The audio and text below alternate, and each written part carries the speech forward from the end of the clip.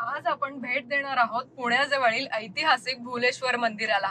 एक असं ठिकाण जे रहस्य, वास्तुकला आणि निसर्गाच्या सौंदर्याने परिपूर्ण आहे। हे मंदिर डोंगराच्या टोकावर वसलेलं असून त्यामागे दडलेली रहस्य कथा नक्कीच आपल्याला आश्चर्यचकित करेल। चला तर मग आजच्या प्रवासाला सुरुवात करूया।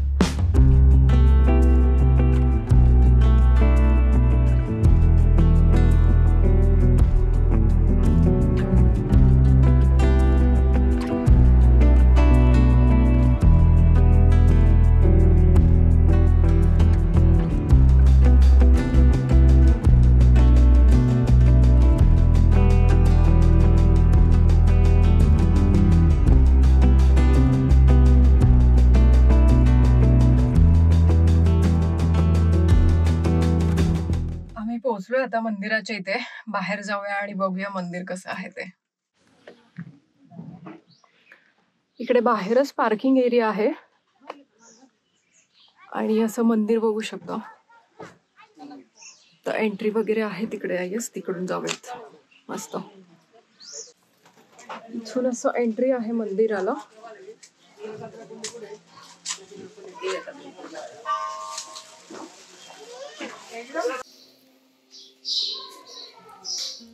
इथून असं आतमध्ये वरती जायचंय मंदिराला। वाव, खूप सुंदर आहे।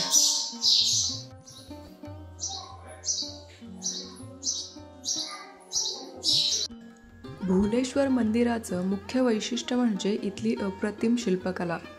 प्रत्येक खांब, प्रत्येक भिंत आणि प्रत्येक मूर्ती खूप बारकाईने कोरलेली आहे।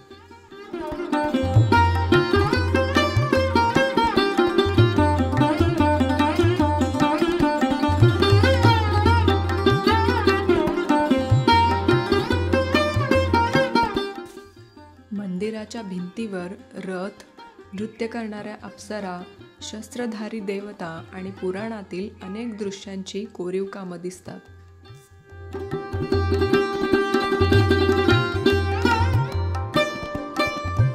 मंदिराच्या आतील भागात विठ्ठल रुक्मिणीचं देखील एक छोटंसं मंदिर आहे। शांती आणि सकारात्मक ऊर्जा जाणवते।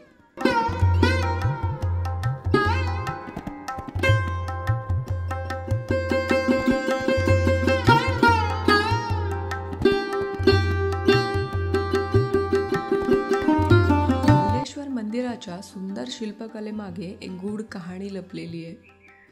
असं म्हणतात की हे मंदिर पूर्वी मूळमध्ये 5व्या ते 8व्या शतकात चालू झालेलं आणि पुढे यादव काळात पूर्ण झालेलं आहे।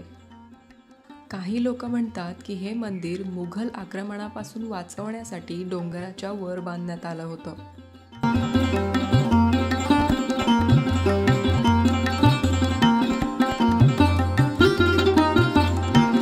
पौराणिक कथेनुसार देवी पार्वती इथे एक सुंदर कन्या बनून प्रकट झाली होती।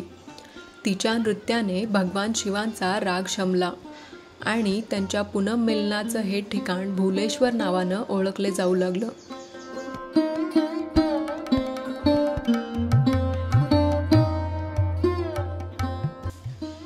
या मंदिराचं बांधकाम काळ्या दगडात केलं आहे।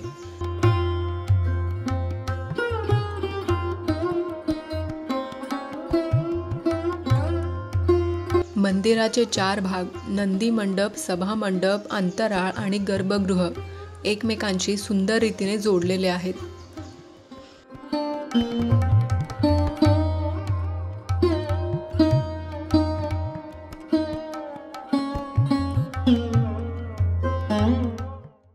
मंदिराचं कलश सुद्धा अतिशय सुंदर आणि पारंपरिक शैलीत तयार केलेलं आहे।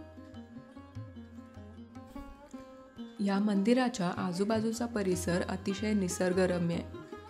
पावसाळ्यात तर हिरवळ, ढगांची झुळूक आणि शांततेचा अनुभव इथे अवर्णनीय असतो। इकडे असं वरती मंदिर आहे आणि असं खालच्या साईडला येण्यासाठी इकडून पायऱ्या आहेत। तर खाली इकडे बसून थोडा वेळ निवांत वेळ घालवू शकता। या मंदिराची एक खासियत म्हणजे जे पण लोक पेढे घेऊन जातात प्रसाद म्हणून आणि ते शिवलिंगावरती चढवतात तर त्या पेढ्यातला काही भाग गायब होऊन जातो। तर ही एक मिस्टिरियस गोष्ट आहे या मंदिराची आणि पेढा कुठे जातो हे कोणालाच माहिती नाही.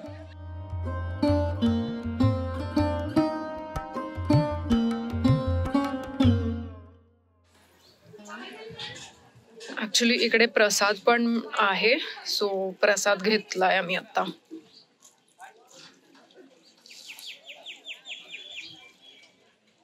आम्ही बाहेर आलो आता मंदिरातून दर्शन घेऊन. जसं आम्ही बाहेर आलो तशी इतकी गर्दी वाढली ना.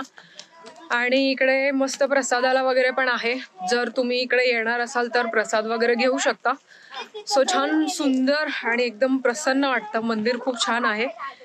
सो येस, आम्ही निघतोय आता इथून. आय होप की आजचा हा छोटासा व्हिडिओ तुम्हाला आवडला असेल. व्हिडिओ आवडला असेल तर नक्की चॅनलला सबस्क्राईब करा आणि माझे बाकीचे ॲडव्हेंचर तुम्ही माझ्या प्लेलिस्टमध्ये बघू शकता. तर भेटूया पुढच्या एका नवीन एपिसोडमध्ये. तोपर्यंत तुम्ही स्वस्त राहा, मस्त राहा आणि फिरत राहा. बाय.